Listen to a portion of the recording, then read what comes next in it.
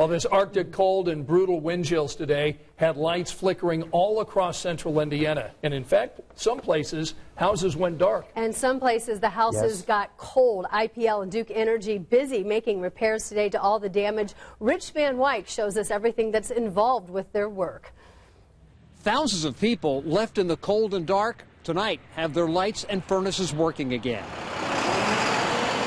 Repair crews were busy throughout the night and through the day, fixing down power lines snapped by sub-zero temperatures and wind gusts of over 30 miles an hour.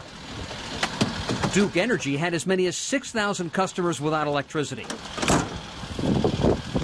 We caught up with repair crews in Hamilton County. The painfully cold weather made a difficult job even more difficult and dangerous. We do manage. We do wear enough clothing to get out and about, but it does take a toll after a little while. By early afternoon, crews had restored power to all but 20 customers. One of the first things we try to do is to get as many people back on as possible. In Marion County, IPL started the morning with 3,000 powerless customers. By late afternoon, that number was down to about 100. Some outages didn't last long. This one near Castleton lasted about an hour. But in that short amount of time, the temperature in Jacob DeMott's apartment fell 10 degrees. Well, I was thinking about getting firewood to try to keep my pipes from freezing